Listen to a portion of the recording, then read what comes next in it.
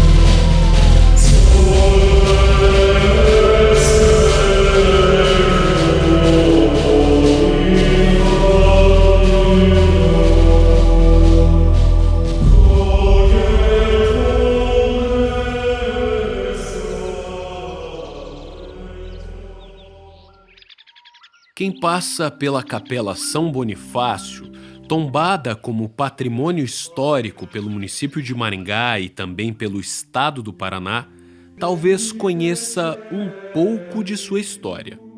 Este foi o primeiro templo a ser edificado no pequeno povoado, em 1940.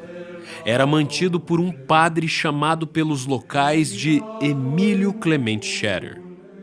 Mas, afinal de contas, por que um teólogo alemão construiria a sua igreja em uma zona em processo de formação? Ainda vinculada administrativamente à cidade de Londrina, Maringá lançaria a sua pedra fundamental em novembro de 1942. O seu moderno projeto urbano seria inaugurado mais tarde, em maio de 1947. A elevação para município se daria somente no final de 1951, ou seja, em 1940, Maringá era apenas uma acanhada clareira em meio à densa floresta. Por essa razão, a pergunta persiste: como um padre europeu veio parar aqui? Bem, para responder a essa questão, precisamos cruzar o Atlântico, rumo ao Velho Mundo, em busca de informações sobre a vida de Emil Clemens Scherer.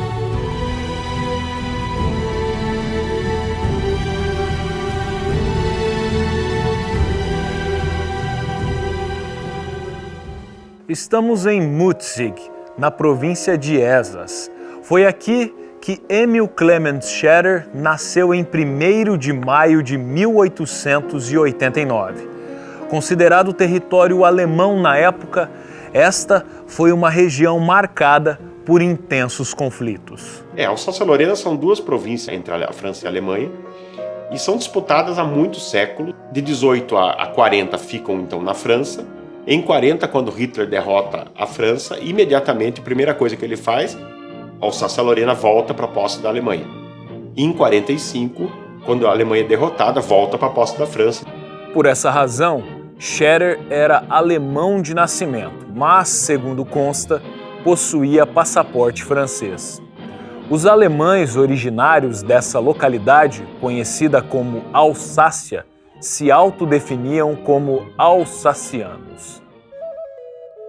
O seu pai, Ignaz, era ferreiro ferroviário, importante ofício quando as locomotivas simbolizavam o progresso. A sua mãe, Carolina, era responsável pelos afazeres domésticos. Die Familie Scherer gehört zu den ganz alten Elsässer Familien. Mutzig war eine, wie viele andere Kleinstädte im Elsass, Weinbauern und Handwerker gelebt haben.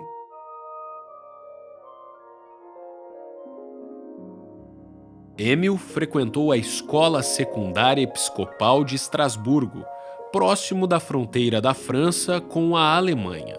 Como desejava ser missionário, no dia 8 de setembro de 1907, aos 18 anos, ingressou como noviço no Convento do Sagrado Coração de Jesus, em Hiltrop, no noroeste da Alemanha. Dono de um temperamento forte, voltou para casa após 4 meses.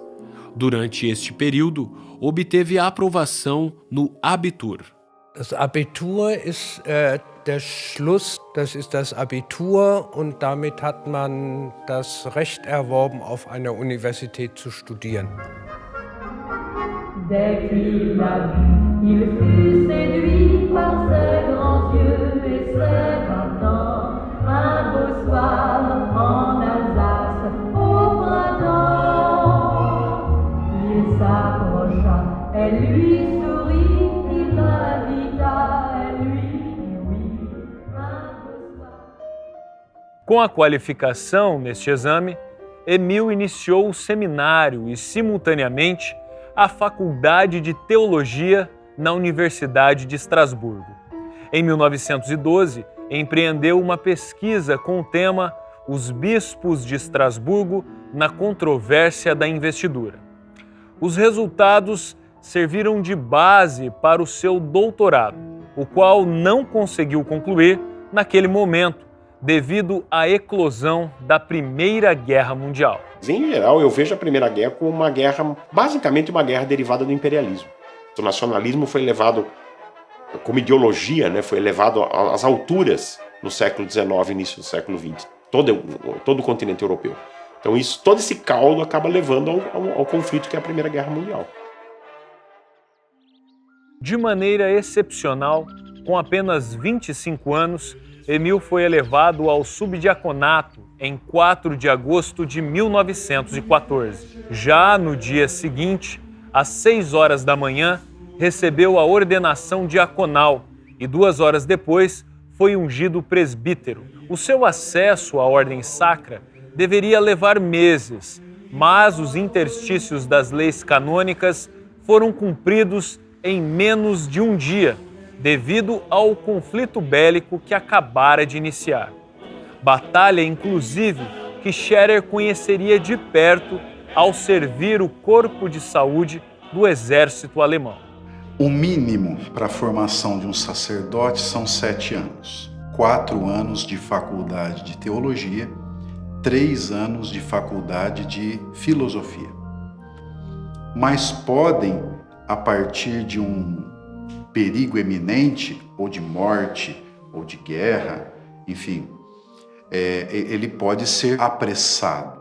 Depois, trocando os frontes pelo sacerdócio, em abril de 1917, Scherer se tornou capelão em Bar, uma pequena cidade cerca de 20 quilômetros ao sul de Mutzig, na Baixa Alsácia.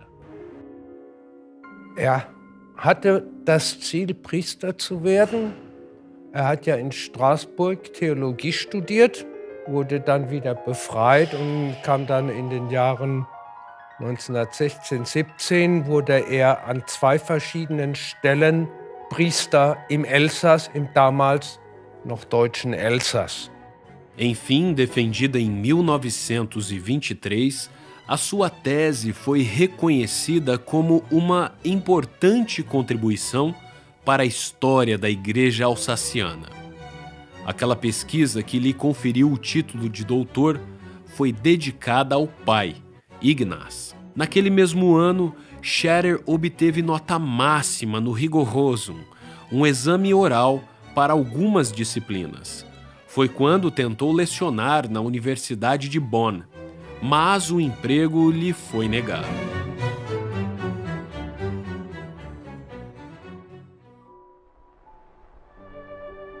Scherer não era apenas padre. Forjou-se como pesquisador, um intelectual de respeito. Tanto foi que em 1932 recebeu da Conferência Episcopal da Baviera, sediada em Fulda, a responsabilidade de assumir a função de secretário-geral da Associação do Reich para Alemães Católicos no Exterior, entidade ligada ao Ministério das Relações Exteriores. Scherer já atuava como editor do anuário desta instituição. Depois, também coordenou o jornal Os Fiéis, por onde manifestou a sua admiração pelo líder do partido nazista. Em dezembro de 1933, o padre pesquisador se encontrou com Adolf Hitler para declarar voto de lealdade ao seu trabalho. A Associação do Reich para Alemães Católicos no Exterior, que utilizava a sigla RKA, foi criada em 1918 com a missão de reconstruir a Igreja no pós-Primeira Guerra Mundial. Com o apoio do governo, enviava recursos para diferentes países, visando amparar católicos de sua nação. Mais tarde, o Estado alemão exerceria controle sobre essa população por meio de propaganda. Embora com objetivos bastante distintos, parte da Igreja Católica Alemã e o governo nazista se complementaram, e Scherer havia se tornado um dos principais agentes daquela operação. Ao assumir o cargo, Emil Clemens Scherer circulou por diversos países, sobretudo no sudeste da Europa. Der Reichsverband der katholischen Auslandsdeutschen war ein Zusammenschluss von vielen Gruppen, die alle im Ausland gearbeitet haben, mit unterschiedlicher Intensität und Verbreitung.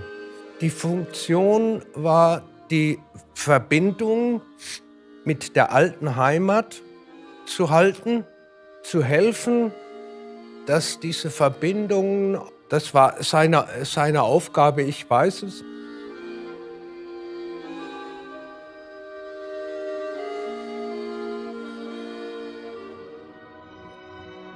Foi nessa fase que Emil Clement Scherer pode ter se aproximado da organização São Bonifácio, a qual também prestava assistência espiritual aos católicos alemães instalados em outros países. São Bonifácio é padroeiro da Alemanha e teve o seu corpo sepultado em Fulda, cidade que cedia às reuniões do episcopado até os dias atuais. Scherer teria sugerido que os recursos da Associação do Reich deveriam ser distribuídos por meio da organização São Bonifácio, de modo que suas atividades não fossem vistas pelas autoridades estrangeiras como subsídios de propaganda política do programa nazista.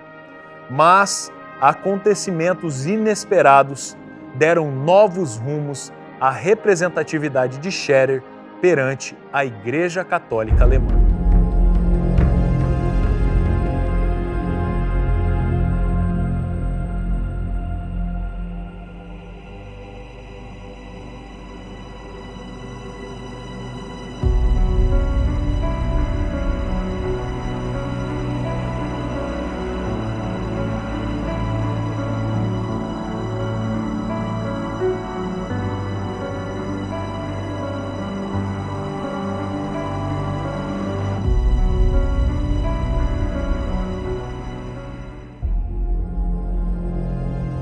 Derrotada ao final da Primeira Guerra Mundial, a Alemanha enfrentou grave crise econômica e o incentivo à imigração se tornou inevitável. Como consequência, uma instituição semi-governamental foi criada em 1927. Trata-se da Sociedade de Estudos Econômicos Ultramar, a qual teve papel determinante na negociação de propriedades em nome dos que desejavam deixar a nação. Foi naquela conjuntura que a Companhia de Terras Norte do Paraná entrou em cena para viabilizar este objetivo.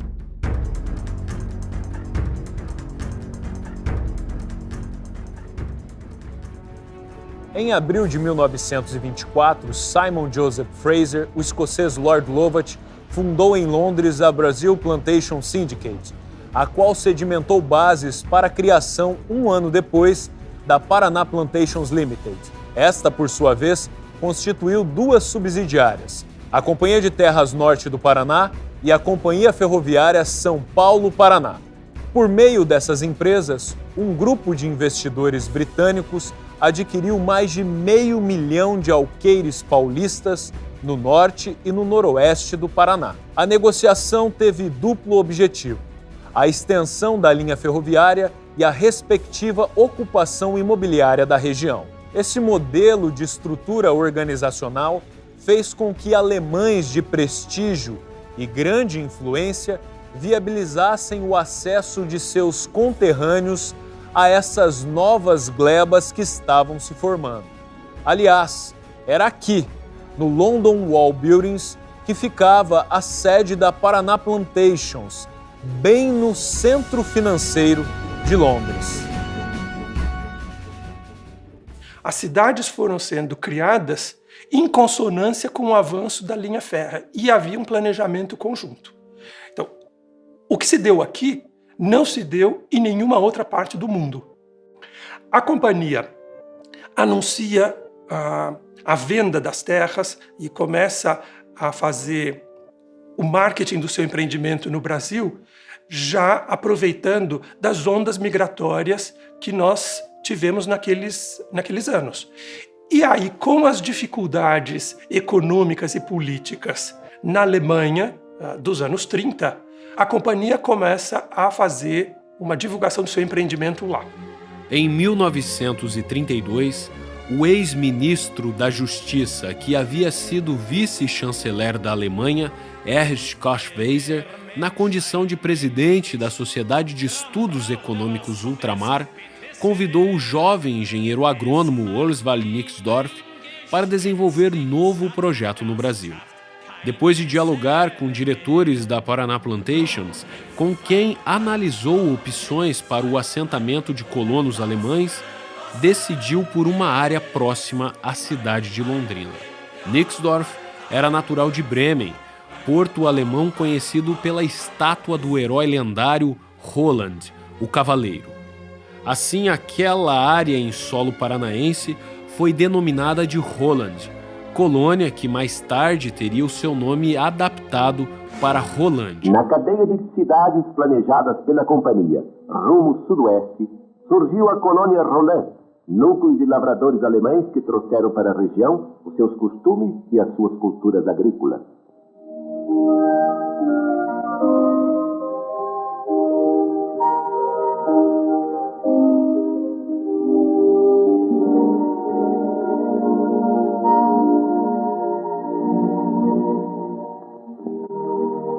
O ex-ministro alemão Dr. Koch-Weser e esposa vieram de sua pátria para se fixarem em Rolândia, onde compraram terras e construíram a sua residência.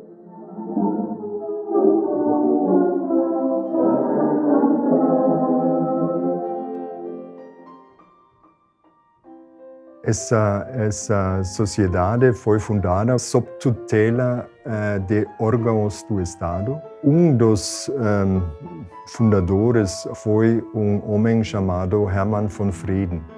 Ele foi um funcionário no Ministério do Interior. Ele foi responsável pela seção América do Sul. Ele conversou com Hans Luther. Naquela época, ele foi chanceler do Império Alemão. Foram 10 bancos que contribuíram com financiamento. Foram empresas variadas.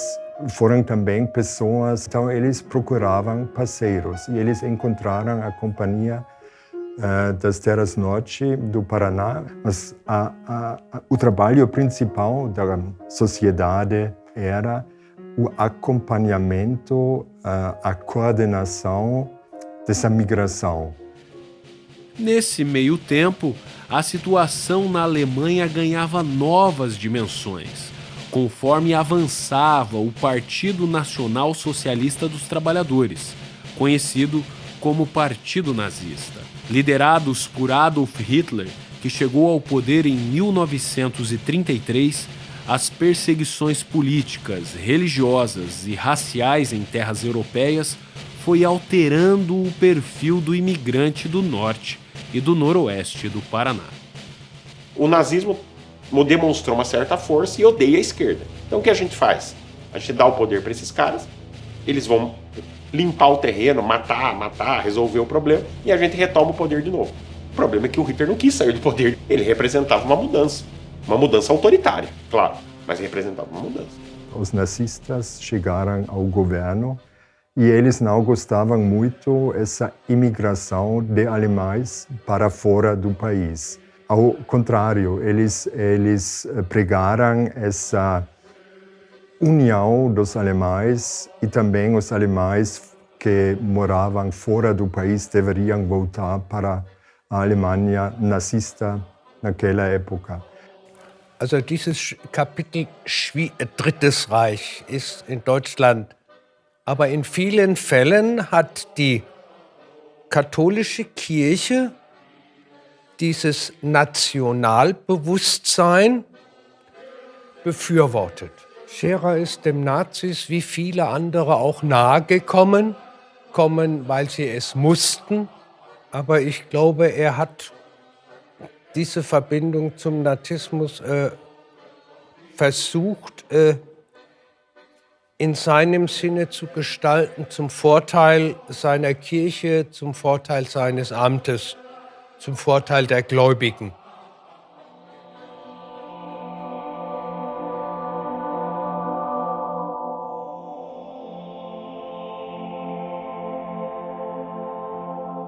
É importante pontuar que parte das igrejas cristãs assumiu uma postura de enfrentamento ao nazismo.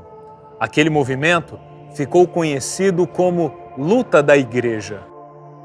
Os bispos alemães assim não impuseram dificuldades para que os católicos se filiassem ao partido nazista. Isso abriu uma porta para que a Igreja tivesse ali uma convergência com o regime nazista. Em 1937, o Papa Pio XI publica uma encíclica condenando os regimes totalitários. E a partir disso se desencadeia toda uma perseguição a muitos cristãos, muitos padres, religiosos, leigos. Aqueles que eram coniventes mantiveram uma vida normal, como se nada tivesse acontecendo.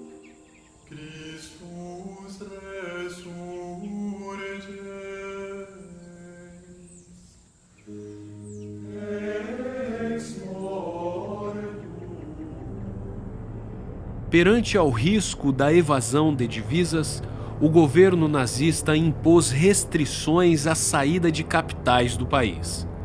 A partir de 1934, cada cidadão poderia emigrar levando consigo apenas 1000 Reichsmarks, o marco do Reich, moeda nazista. Com a imposição, o modelo da velha permuta foi reinventado. Conhecida como Operação Triangular, funcionava da seguinte forma: por meio de uma engenharia financeira criada por agentes privados, de forma lícita e permitida pelo Estado, quem quisesse deixar a Alemanha e pudesse carregar algum recurso financeiro antes da partida, adquiria títulos ferroviários das indústrias nazistas. Ao desembarcar no Brasil, estes papéis eram trocados por lotes distribuídos pelas propriedades da Companhia de Terras Norte do Paraná. Além de permitir a vinda de alemães, teria sido dessa forma que a colonizadora expandiu as linhas do trecho ferroviário dessa região.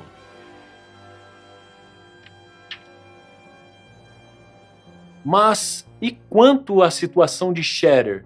Perante a esses grandes movimentos, agora é que as coisas começam a ficar ainda mais interessantes. Ao vasculhar registros históricos, descobrimos que Emil Clement Scherer foi preso em outubro de 1936 pela Gestapo, a polícia secreta nazista. Ficou detido por curto período em Berlim, após ser acusado de contrabando monetário.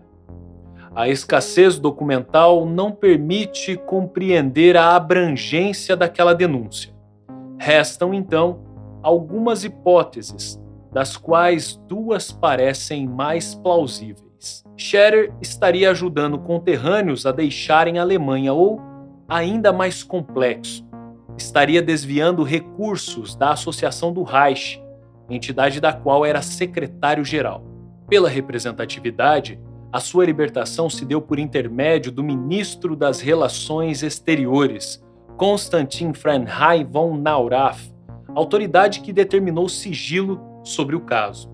Foi somente em agosto de 1937 que o padre voltaria a aparecer em público, quando já havia grande sinal de alerta sobre ele.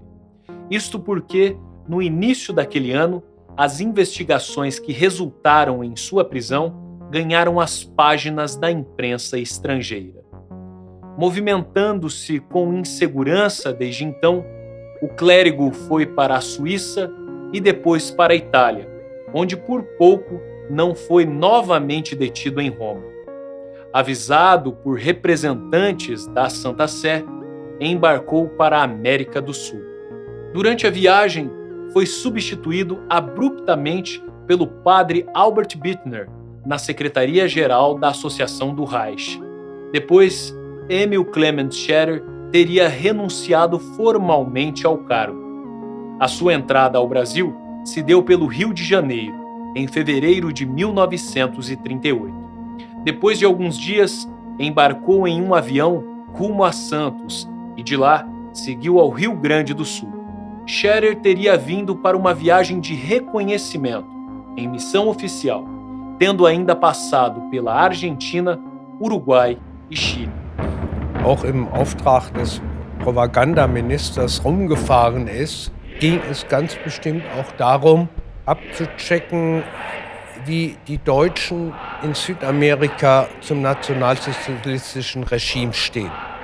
Sich auch die normalen katholischen Angelegenheiten gekümmert.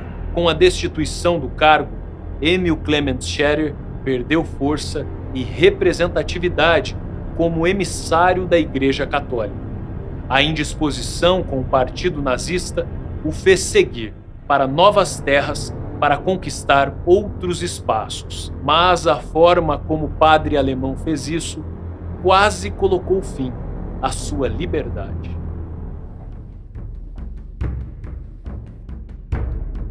Logo depois da viagem à América do Sul, Scherer retornou à Europa e esteve próximo ao suíço Aydin Wild, que era advogado, espião e agitador político. Entre maio e julho de 1938, Aydin adquiriu 3 lotes da Companhia de Terras Norte do Paraná, na Gleba Pinguim. Ao todo foram 230 alqueires situados na ainda incipiente cidade de Maringá. Aquela compra foi liquidada por meio da Operação Triangular. Em setembro daquele mesmo ano, esses lotes foram transferidos a Emil Clement Scherer, personagem que sofreria um revés definitivo no Velho Mundo. No dia 8 de novembro, uma batida descobriu 25 mil francos suíços em barras de ouro na residência de Aydin Wild, que alegou ter sido apenas um fiel depositário do padre. Novamente detido, mas julgado dessa vez em Colmar, na França, Scherer foi condenado a cumprir uma longa pena na prisão. Naquele ponto, não havia escapatória. Pediu refúgio e se mudou para o interior do Brasil. Embora tivesse sido preso em outra oportunidade, Aydin Wild passou ileso daquela acusação. Mesmo assim, o advogado suíço integrava uma complexa rede que articulava a independência da Alsácia. Scherer parecia fazer parte deste grupo que era liderado por Robert Ernest, um líder estratégico da Alemanha nazista. Com muitos recursos à disposição, os autonomistas, denominação daqueles que buscavam a reintegração da Alsácia ao território alemão, investiam em projetos políticos e religiosos nesta região. Also die Inhaftierung von Emil Clement Scherer und von anderen Geistlichen hängt nach staatliche Gelder ins Ausland gebracht haben, um eben das deutsche, das nationalsozialistische, aber auch das katholische zu unterstützen. Und diese Unterstützung sollte aber im Ausland nicht als Unterstützung der deutschen Regierung verstanden werden oder ankommen. Sie haben gegen die Devisenbestimmungen verstoßen. Scherer gehörte also zu denen, die also die Elsässer Autonomisten unterstützt haben, damit sie irgendwann wieder selbstständig werden, sprich wieder zu Deutschland gehören.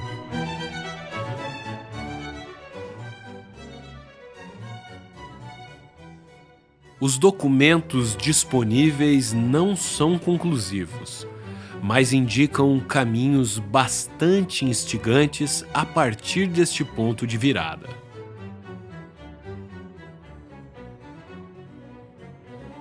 É sabido que a Companhia de Terras fez grandes investimentos em campanhas publicitárias por todo o mundo, com o objetivo de atrair investidores e operários para o seu território.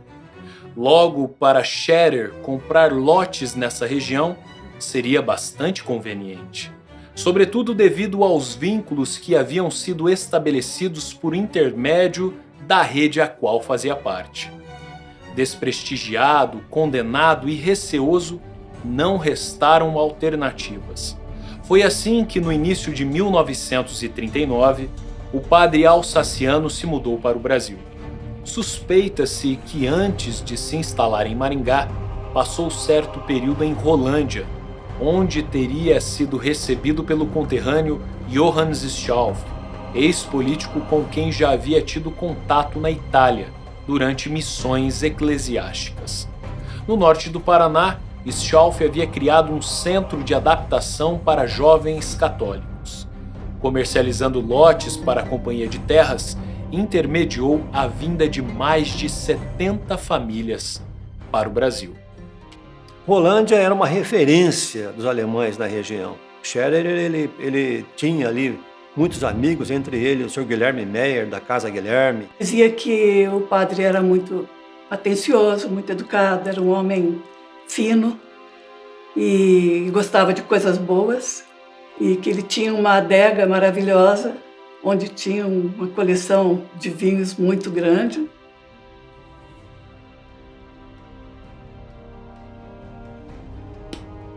Mas qual a origem dos recursos para a aquisição dessas terras no distante território brasileiro? Sem comprovações que atestem a existência de posses por parte da família Scherer, os diários do cardeal Michael von Halber, então arcebispo de Munique, registraram que aquele negócio teria sido financiado pela organização São Bonifácio. Mas outra possibilidade existe. Robert Ernest teria doado fundos para Scherer desenvolver um projeto de assentamento no Brasil. Esta também era uma forma de garantir refúgio para sua família, em caso de emergência. Não à toa, o padre utilizou intermediários e representantes em suas transações com a Companhia de Terras. A rede de confiança que Emil Clemens Scherer havia se vinculado na Europa foi expandida para o interior do Paraná. Superada essa complexa etapa, qual teria sido então a influência deste padre em Maringá? Para continuar essa investigação, é preciso voltar para onde a nossa história começou.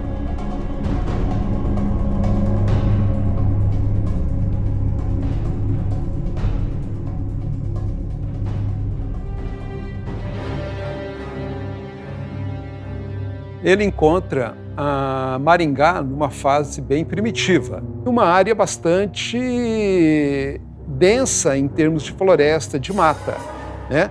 Daí a sua grande importância de ser um pioneiro de primeiríssima ordem, de primeiríssima hora, né? Ele é, então, uma pessoa que vai, além de exercer as funções eclesiásticas, também ser um empresário rural.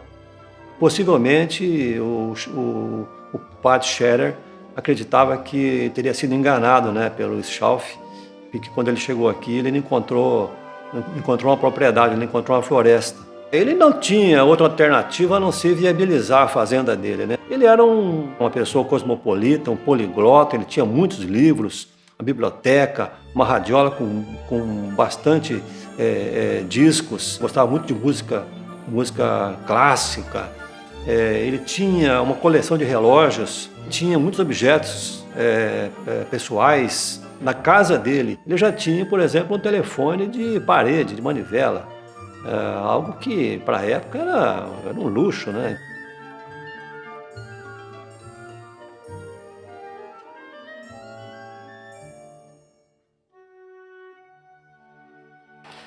Em 25 de janeiro de 1940, Emil Clemens Scherer, que ficaria conhecido em solo maringaense como Emílio Clemente Scherer, obteve licença para construir uma capela em sua propriedade. A liberação foi expedida pela paróquia de Londrina, município ao qual o então patrimônio de Maringá estava vinculado. As obras foram iniciadas no ano anterior e o pequeno templo foi concebido como Oratorium Semiplicum, denominação criada no final do século XIX para capelas privadas erguidas em benefício de uma comunidade. Um mês mais tarde, o próprio padre Scherer foi quem benzeu esta estrutura, dando início aos trabalhos eclesiásticos não só em suas terras, mas também em toda a cidade que estava se formando. Naquele momento, a sua fazenda e a capela foram batizadas com o nome de São Bonifácio. Foi a única referência religiosa da região toda. Então, a própria Companhia de Terras tinha interesse que essa igreja realmente se tornasse uma referência na época, para evitar a terra sem lei, né? Mas ele seria um pacificador, né? Seria um padre no meio de um bang-bang, né? Não tinha delegado, não era nem cidade, né? O povoado era violento, né? Quem idealizou foi o Padre Emílio. Mas quem constrói, quem bota a mão na obra ali, é um russo chamado Herbert Krause. Mas é o tempo suficiente de erguer a Capela São Bonifácio, que tem uma importância enorme. Às vezes até mais do que espiritual, religiosa, mas enquanto um ponto de referência, porque ali há relatos de paradas de ônibus. A existência dela começa a ser propagandeada e as pessoas afluíam para lá, em missas, batismos, casamentos. Só que havia uma limitação. Era uma área de difícil acesso.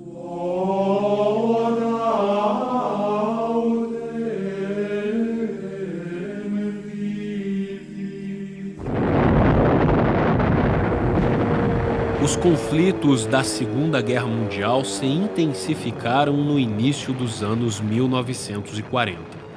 Como consequência, alemães refugiados sofriam os reflexos e Scherer não passou ileso. Suspeitando ser um espião da Aliança do Eixo, a polícia de Londrina enviou uma diligência até a sua propriedade. O delegado era Valdemar Gomes da Cunha, ligado à Companhia de Terras. Durante a averiguação, equipamentos de uma mini-estação meteorológica foram destruídos. Imaginaram ser um rádio de longo alcance. Sob vigilância, o delegado Ribeiro da Cruz, da Delegacia Especial de Ordem Política e Social de São Paulo, destacou que o padre costumava frequentar a embaixada alemã na capital federal em trajes civis, e para onde viajava incógnito. O jeito dele ser ele criou muito problema com os próprios empregados. Ele tinha essa particularidade, né, de ser uma pessoa que facilmente ele arranjava inimigos. Então, o Padre Emílio, ele tinha esse lado dele, um temperamento dificílimo, uma pessoa muito sistemática, complicada, grosseira muitas vezes, mas ele tinha também os seus admiradores. Distante quase 10 quilômetros da Fazenda São Bonifácio, a colonizadora fez o lançamento da pedra fundamental da futura cidade de Maringá em novembro de 1942. A partir daquela formalidade, o núcleo ganhou mais e mais estabelecimentos e a circulação de novos habitantes se intensificou. Porém, em períodos chuvosos, se tornou ainda mais complicado chegar até a capela construída por Scherer. Em 1943, Scherer fez contato com a Congregação dos Padres Palotinos e fechou acordo para instalarem um convento em sua propriedade. O padre Xavier Fais foi nomeado mestre dos noviços, enquanto o padre Max Clay assumiu a função de reitor e administrador dessa instituição. Em março do ano seguinte, o padre Clay teve negado pela polícia o salvo-conduto para uma viagem a São Paulo. Aquele era um documento exigido para o trânsito de italianos, japoneses, alemães e outros estrangeiros em solo brasileiro, devido à situação de guerra. A desconfiança pairava sobre o noviciato por conta de Scherer. Foi por isso que os seus responsáveis decidiram levar essa instituição para o Seminário de Londrina, cidade que teve Carlos Probst como um dos primeiros padres palotinos. Com a quebra do acordo, Emil Clemens Scherer iniciou uma dura etapa para converter a sua fazenda em um centro de vida monástica. Valendo-se da origem alemã de boa parte dos beneditinos instalados no Brasil, buscou contato com mosteiros de São Paulo, de Sorocaba e de Santos. Mas o seu perfil autoritário e exigente impediu que novas parcerias fossem adiante. Nesse meio tempo, a cidade de Maringá seguiu em franco desenvolvimento e o padre alemão também ampliou a sua representatividade em âmbito local.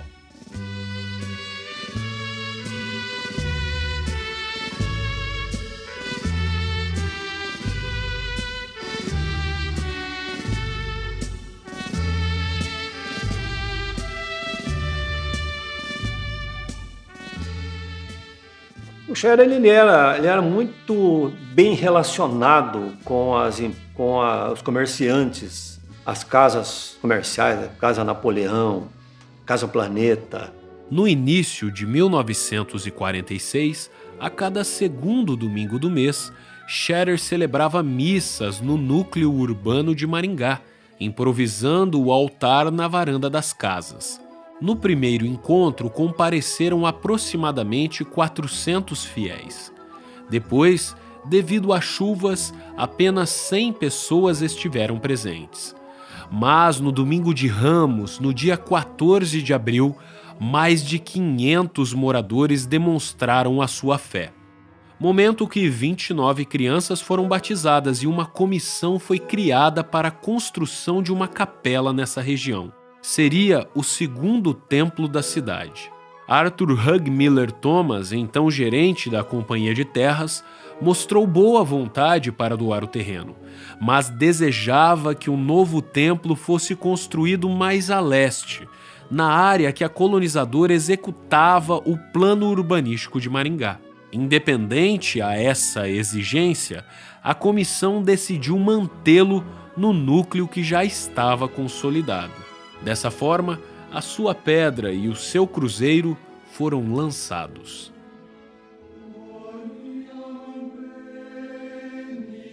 Vendo a movimentação da comunidade, a Companhia de Terras acordou com a vontade do povo e doou o terreno desejado. No dia 30 de junho de 1946, foi realizada uma quermesse para angariação de fundos para a nova capela. Este evento contou com a presença de Dom Henrique Weber, da Ordem Beneditina de São Paulo. Percebe-se, então, que os interesses de Scherer para com a sua propriedade seguiam os mesmos. Do contrário, o que estaria fazendo um monge da capital paulista em Maringá naquela época?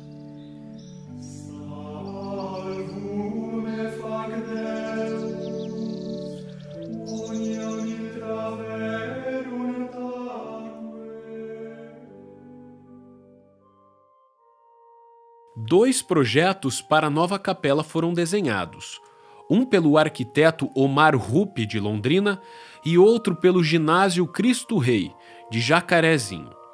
Um deles, não se sabe qual, foi selecionado e aprovado pelo prefeito de Apucarana, município que Maringá estava vinculada administrativamente. Em 10 de setembro de 1946, começou a limpeza do terreno. No dia 3 de outubro, o pedreiro Fioravante Bussolin deu início à construção. Scherer tratou de contratar os carpinteiros Vicente e João D'Agostini. Nós fizemos a capela todinha, fizemos banco, o banco tudo até hoje é daquela época, né? Aquela obra provaria a fé dos cristãos. Além de chuvas que atrasaram a sua entrega, nuvens de gafanhotos invadiram Maringá no dia 23 de outubro de 1946. Levantaram voo, mas em 12 de novembro, os seus ovos eclodiram e nova peste se espalhou pela cidade. Falaram nu porque havia uma escuridão de gafanhoto. A lavoura que eles passavam, não ficava nada, comia tudo.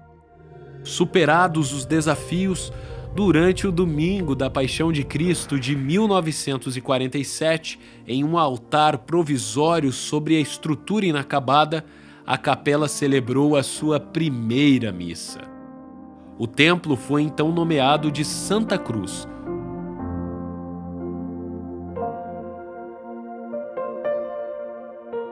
Então, durante toda a década de 40, por ser o único padre aqui de Maringá, ele teve um prestígio superlativizado. Eu acho que é o melhor período da vida dele em termos de prestígio, de apoio, de respeitabilidade. Mas também já começam os problemas com a fazenda, né? Começa a dar uma série de reveses ali. Chiadas, morte de animais, dificuldade em escoamento, né, da produção. Enfim, para conciliar a vida de fazendeiro com a vida de sacerdote, não foi fácil para ele, não. Ele seguiu a tendência da região, que era o plantio de café. Um pouco de pecuária, né, de leite e tal. Houve uma geada que já destruiu todos os seus cafés. Não deu certo também a sua atividade na suinocultura. Ele investiu numa olaria, que também não deu certo. Ou seja, ele não tinha tradição, não tinha conhecimento, não tinha orientação técnica adequada e, por isso, as suas atividades aqui não prosperaram. Desiludido com a propriedade, onde mantinha uma grande equipe de funcionários com os quais ainda tentou empreender uma olaria e uma pedreira, e não tendo obtido sucesso com a implantação do mosteiro, Emil Clement Scherer se integrou à Diocese de Jacarezinho. Nomeado coadjutor, priorizou então a vida eclesiástica. Mas a chegada de outros padres a Maringá o faria deixar para trás a sua propriedade. Para as solenidades oficiais de fundação de Maringá, em maio de 1947, foi levantado na futura Avenida Brasil um palanque ocupado por Mr. Thomas e autoridades, sendo o padre Scherer fez o discurso alusivo ao ato.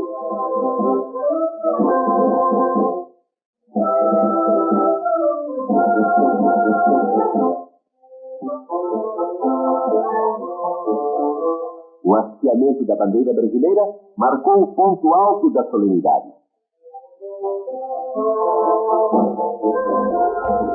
A transição da companhia inglesa para a companhia brasileira, os empreendedores entenderam que dava para se fazer um desenho de cidade diferente. E aí eles procuraram o Jorge de Macedo Vieira, que já tinha uma experiência muito grande de desenho de cidades.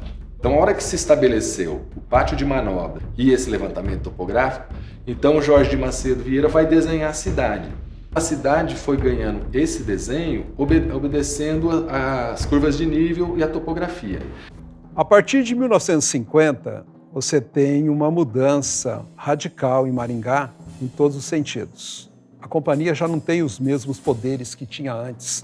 É uma outra fase, uma fase de conflito entre o poder privado e o poder público. A igreja se inserindo nesse meio de uma maneira para garantir o quinhão dela. Vários sacerdotes começam a vir para cá e o padre Emílio, ele declina cada vez mais. Em 1950, Maringá deixou a condição de capela de Mandaguari para ser convertida em 2 paróquias, devido à extensão de seu território. Em uma ficaria Scherer e em outra um novo padre, Teófilo Carlos Almazan. O reitor do Seminário Palotino de Londrina, Carlos Probst, consultor diocesano da época, sugeriu que Almazan ficasse com a região do Maringá Velho. Por ser jovem, teria melhores condições para administrar o vasto território composto pelos templos de outras localidades.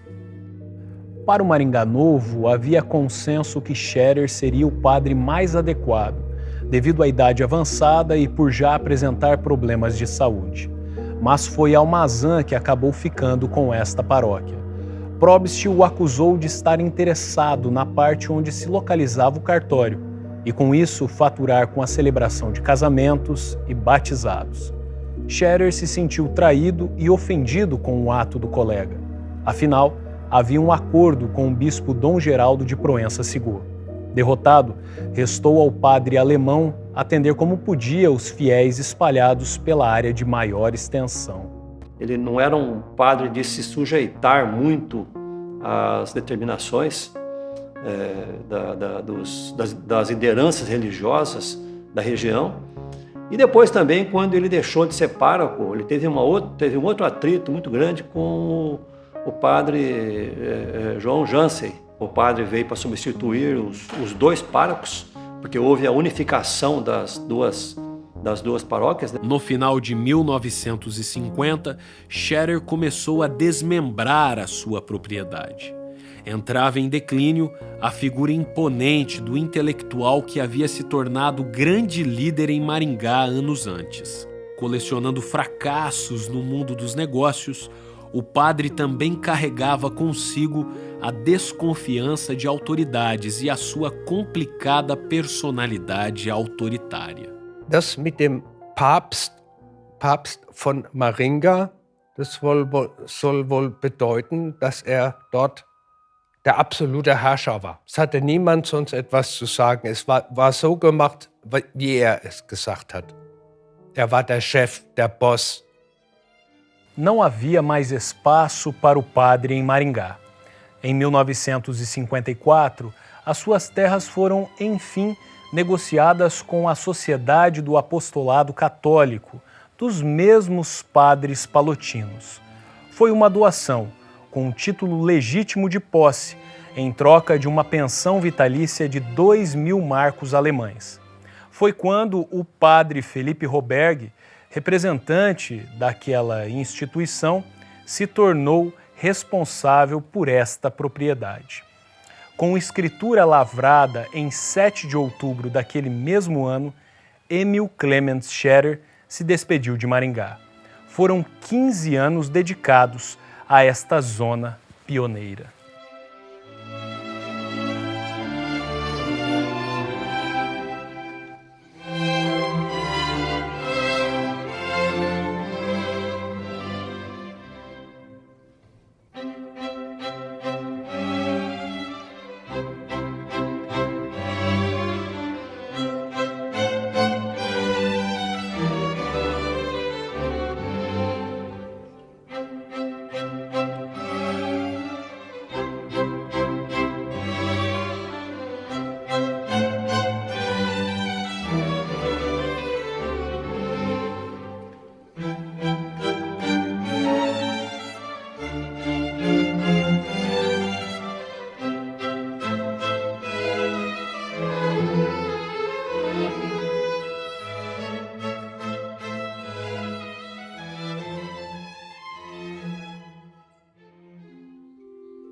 A fundação do mosteiro é de 1598. Foi a última das abadias, o último dos mosteiros fundados no Brasil. O mosteiro ele ajudou a construção da cidade de São Paulo. O padre Scherer ele nunca chegou a ser noviço aqui dentro da comunidade. Ele foi um postulante. Ele fica aqui por São Paulo. E nesse processo, ele conhece o mosteiro e conhece principalmente os monges da casa, que ainda nesse período, nos anos 50, a grande maioria da comunidade é alemã. Era um homem, assim, irrequieto em si mesmo, né? Então isso impediu que ele fosse aceito dentro da comunidade. No final de 1954, Scherer residiu na rua Califórnia, no bairro do Brooklyn, distante apenas 10 quilômetros do Mosteiro de São Bento, abadia que estabeleceu contato para a sua experiência monástica na capital paulista.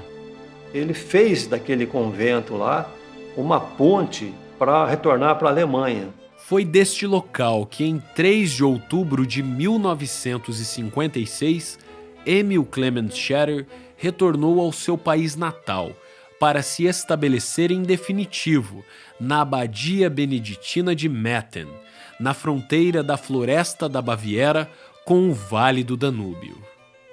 E é para lá que nós vamos, a fim de relatar os últimos anos de vida deste controverso personagem da Igreja Católica.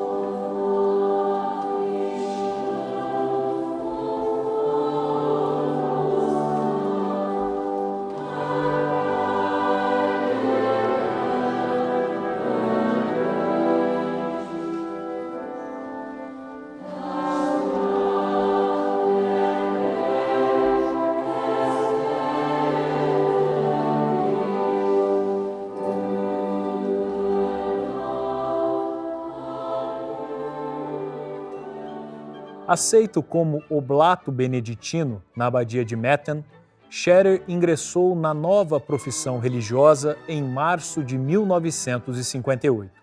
Segundo a tradição da ordem, assumiu o nome monástico de Michael, em homenagem a Michael Cruz, figura beneditina marcante no Brasil, cuja vida o padre alsaciano registraria em livro. Simultaneamente, muitos de seus artigos, então assinados como Michael Emil Scherer, foram veiculados em periódicos alemães e brasileiros. Nessa fase, também deu início à produção de obras biográficas. Ele se interessa bastante por escrever 2 textos que são importantes para nós. Um é sobre a própria história de Dom Abade Dom Miguel Cruz e também a história de Dom Gerard von Kalum. Existem alguns problemas que, por exemplo, quando ele confecciona o texto sobre a história de Dom Miguel Cruz, ele empresta muitos documentos do arquivo. E o que a comunidade diz é que esses documentos nunca mais retornaram ao arquivo. O padre Scherer é acusado de ser muito parcial, muito favorável a Dom Miguel Cruz. E quando ele escreve o texto sobre Dom Gerard von Kalum, ele é um pouco mais amargo, porque os dois eram realmente as grandes figuras dessa restauração. E, de certa forma, eles tinham contradições, eles tinham contraposições um com o outro.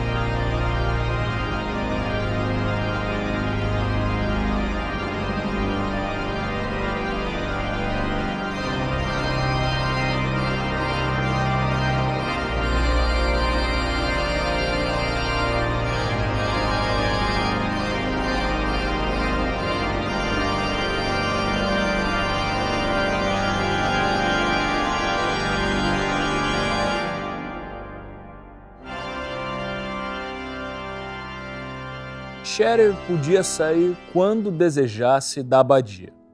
E, segundo alguns registros, isso gerava certo desconforto com os demais beneditinos. Em 1963, regressou ao Brasil a fim de colher subsídios para o livro que publicaria 2 anos depois sobre Dom Frei Domingos da Transfiguração Machado. Scherer também registrou a vida de William Michaud, pintor suíço que viveu em Superagui, no litoral paranaense. Michaud foi um dos primeiros a retratar a paisagem deste estado brasileiro. Dentre outras produções, o padre alemão ainda deixou uma biografia inacabada sobre o primeiro abade de Metten, o beneditino Gregor von Scherr, que mais tarde seria consagrado arcebispo de Munique. Eu levantei mais de 20 livros e livretos dele, né? Fora arquivos em revistas, tanto no Brasil como na Alemanha. Além de outras coisas, ele foi um grande biógrafo da Igreja Católica, né? Depois de muitas viagens, Scherer adoeceu gravemente em outubro de 1967, logo após regressar da última peregrinação à Palestina. Em maio de 1968, escreveu uma carta emocionada que endereçou ao amigo de Maringá, Ângelo Planas. O documento registrou a falta que o padre sentia de sua propriedade, a Fazenda São Bonifácio, onde edificou a primeira capela da cidade.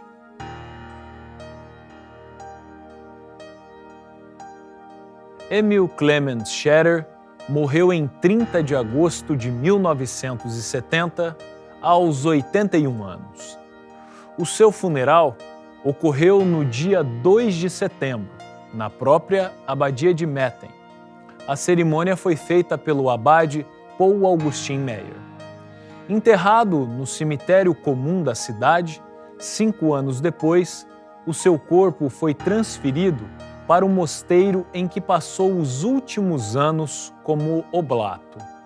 Em artigo de 1971, Georges Nitel escreveu: um digno sacerdote alsaciano morreu no exterior. Para muitos, assim como no caso de Emil Clement Scherer, ou Scherrer, como era a pronúncia correta, a reintegração da Alsácia como território alemão foi um sonho que durou pouco.